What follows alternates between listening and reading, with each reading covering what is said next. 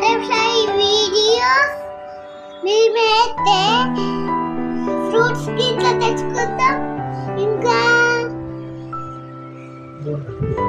Coconut తెచ్చుకుందాం, coconut water తెచ్చుకుందాము.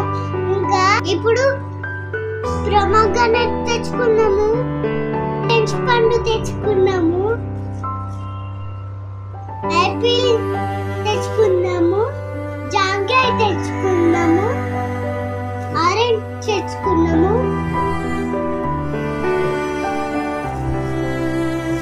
Papaya తెచ్చుకున్నాము. ఇవన్నీ తెచ్చుకున్నాం ఫ్రెండ్స్.